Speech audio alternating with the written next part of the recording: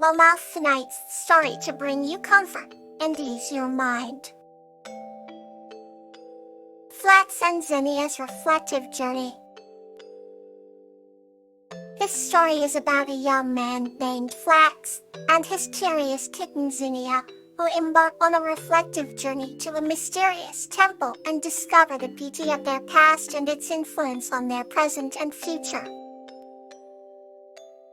One calm evening, in the heart of a quaint little village nestled among the hills, lived a kind young man named Flax and his ever-curious kitten companion, Zinnia.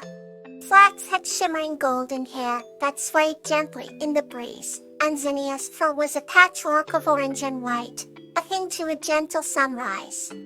As the sun dipped below the horizon, painting the sky with hues of pink and purple, Flax and Zinnia settled on their porch to enjoy their favorite time of day, twilight. Zinnia, with her bright, inquisitive eyes, jumped onto Flax's lap, purring contentedly. "Today feels special, doesn't it?" Flax murmured, stroking Zinnia's soft fur. Zinnia purred in agreement, rubbing her head against his hand. The tranquility of the moment was suddenly interrupted by the sound of a distant bell, ringing from beyond the hills. "Let's go for a walk, Zinnia," Flax suggested, curiosity piqued. Without hesitation, Zinnia leaped down, her tail flicking with excitement. Together, they set off towards the sound of the bell, the path illuminated by the soft glow of fireflies dancing round them. The journey took them through a serene forest. The leaves rustled gently underfoot, and the forest seemed to come alive with the whispers of the night. Owls hissed softly from the treetops, as if guiding them forward. They soon arrived at a clear, tranquil pond that reflected the starry sky above. Flax and Zinnia paused at the edge of the pond, mesmerized by the reflection. "Look, Zinnia, it's as if we can touch the stars," Flax whispered. Zinnia gazed at the shimmering water, her eyes wide with wonder. Curious to see the source of the ringing bell, they followed a narrow, winding path round the pond. It led to a small, secluded temple that seemed to glow with an ethereal light. The bell's ringing grew louder, more melodious. Inside the temple, an ancient mirror stood, framed in delicate gold and adorned with mystical symbols. Flax approached the mirror cautiously, with Zinnia at his side. As they peered into the mirror, they saw not just their reflections, but visions of the past and future. In the mirror, Flax saw himself as a child, playing by the pond with his family, his mother Gwen's laughter ringing through the air. He saw moments of joy and times of learning, each flicker of the past a testament to his growth. Beside his own reflections, he saw Zinnia's young playful face and their countless adventures together. Touched by the memories, Flax felt a deep sense of gratitude and love. "There lives all like this pond and this mirror, Zinnia. Clear, deep and ever reflective," he said softly. And Zinnia purred softly, as if agreeing that their past had beautifully shaped their present and would undoubtedly influence their future. Satisfied and with hearts full, Flax and Zinnia left the temple, the sound of the bell now a comforting rhythm in the background. As they wound their way back home, the night sky glittered above, a perfect mirror to the calm pond they had left behind. As they returned to their porch, the first light of dawn began to peek over the hills. Flax held Zinnia close, whispering, "Every moment we experience, every memory we cherish is a reflection of who we are and who we will become." Zinnia snuggled into Flax's embrace, her heart filled with the love and warmth of their shared journey. Together, they watched the sunrise, ready to embrace the new day with a clear heart and a reflective mind. Let's wander gently into the next story. A Khalifa and Flower, a tale of companionship. This story is about the heartwarming friendship between a Khalifa, a young girl, and Flower, a dolphin, who form an unbreakable bond through adventures and challenges. In a quaint coastal village nestled between lush, verdant hills and the shimmering azure sea, there lived a young girl named Akalfa. She was named after the crimson blooms that mirrored the fiery passion in her spirit. Every morning, Akalfa would wake up to the delicate lull of waves caressing the sandy shore, a gentle reminder of the vast world that lay beyond her home. One bright summer morning, as the sun painted the sky with hues of orange and pink, Akalfa decided to explore the tide pools scattered along the bay. The air was fragrant with the scent of salt and wildflowers, and she could hear the distant cries of seagulls spiraling above. As she wandered barefoot through the shallow waters, her curiosity led her to stumble upon a sight that would forever change her life. There, caught in a net and struggling to break free, was a young dolphin. Its slick, silvery body shone under the morning sun like polished moonlight, and its eyes bore a deep sadness that struck at Akalfa's heart. Without hesitation, she set to work, freeing the dolphin from its constricting bonds. "There, you're free now," she whispered softly, her fingers gently touching the dolphin's side.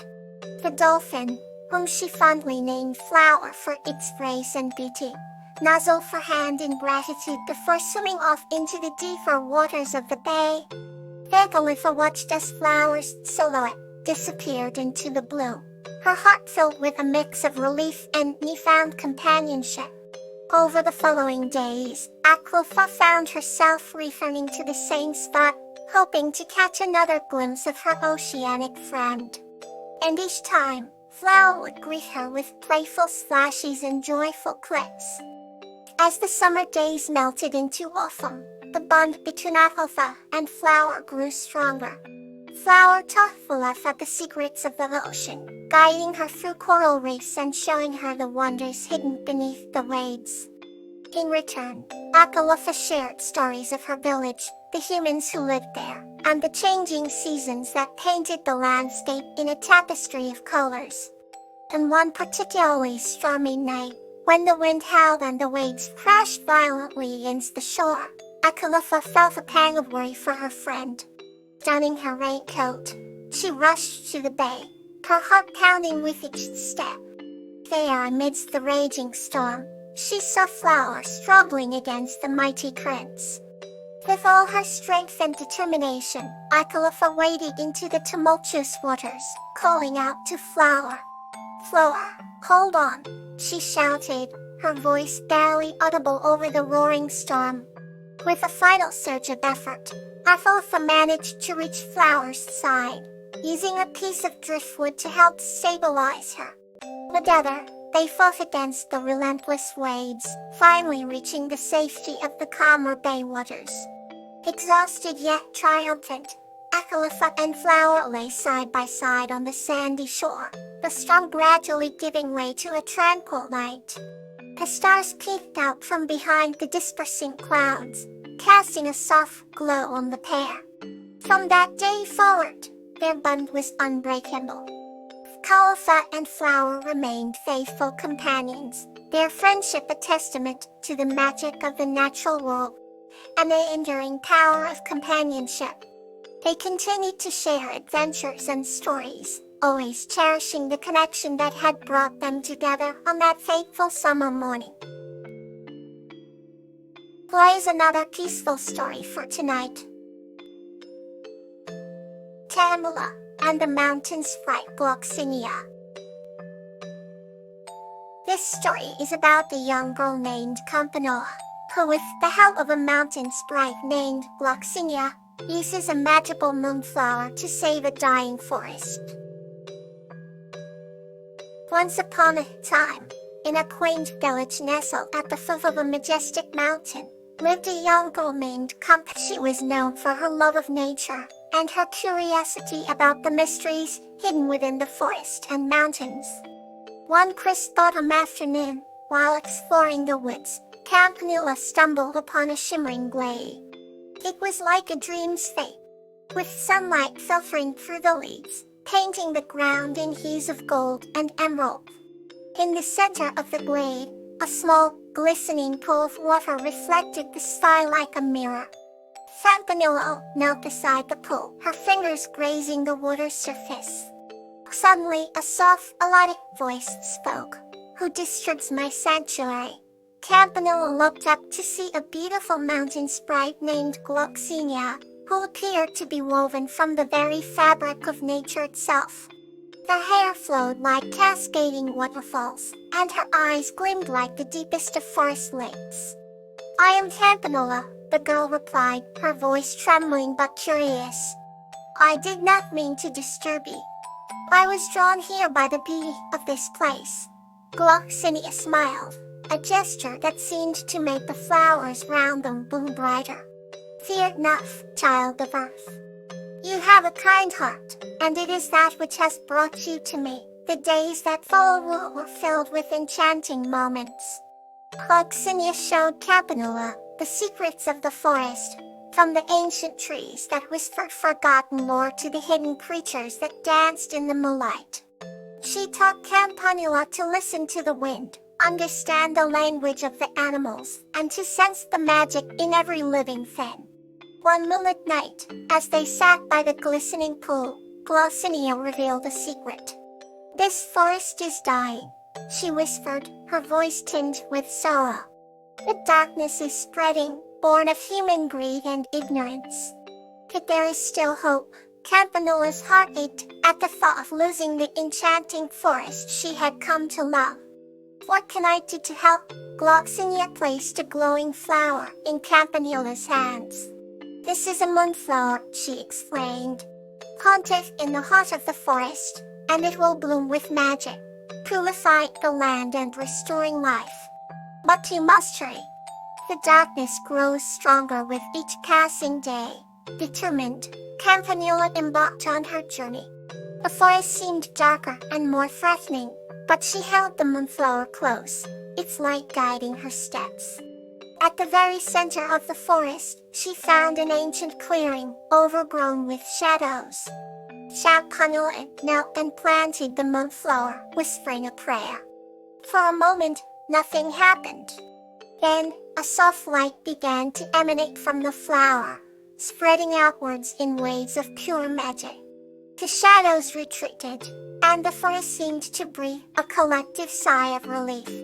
Gloxinia appeared beside Campanula, her eyes shining with gratitude.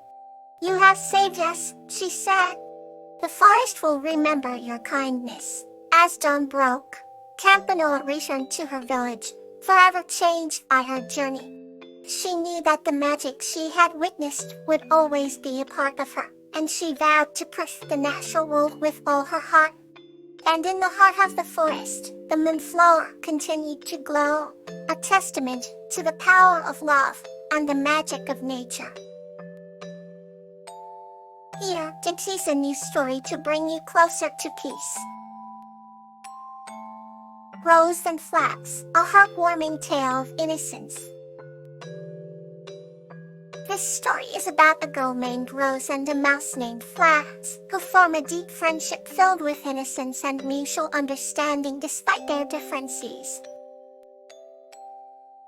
Under the summer sun, in a quaint village where flowers painted the landscape with vivid hues, there dwelt a girl named Rose. Her hair sparkled in the sunlight like threads of gold, and her eyes were akin to the clear blue sky. Rose had an unpretentious heart, brimming with kindness and curiosity about the world around her. One fine morning, while the dew still clung to the petals, Rose ventured into the garden that sat next to her charming thatched cottage. She was drawn to an unusual rustling behind the tall sunflowers, their large, cheerful faces bending towards the light. As she tiptoed closer, Rose discovered a tiny, trembling mouse caught in the garden net. The little creature's fur was as soft as the downy seeds of a dandelion, and its eyes gleamed with a mixture of fear and innocence. "Oh dear, you must be so frightened," Rose whispered, gently freeing the mouse from its entanglement. "I will call you Flax, because your fur is the color of flaxseed, grateful yet timid." Flax looked up at Rose with big, round eyes and squeaked a little squeak that sounded almost like a thank you. From that day onward, Rose and Flax became the best of friends. Every day after her chores, Rose would set out small treats for the tiny mouse, and they would explore the garden together. Flax the fleet learned to ride on Rose's shoulder, and the two would converse in their own secret language of gestures and giggles. Their favorite time was during the golden hour, when the sun began to set, and the garden was bathed in a warm, gentle glow. They would sit by the pond, where Flax would nibble on a piece of fruit, while Rose recounted tales of far-off lands and imaginary adventures. For their time together, Rose taught Flax about humans, and Flax, in his own quiet way, taught Rose about the simple joys of life. One autumn day, Rose noticed Flax looking wistfully at the tall trees shedding their golden leaves. She knew that as the seasons changed, so too did the leaves round her.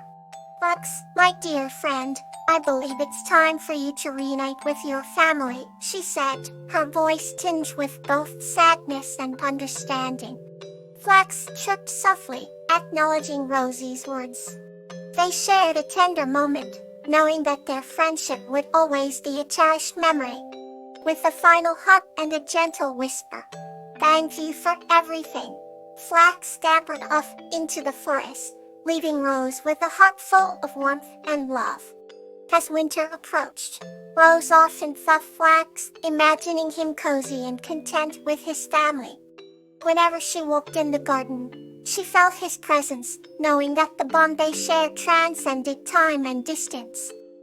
Rose carried the lesson of innocence and friendship close to her heart, forever grateful for the tiny friend who filled her life with joy and wonder. May tonight's kiss bring you gentle rest.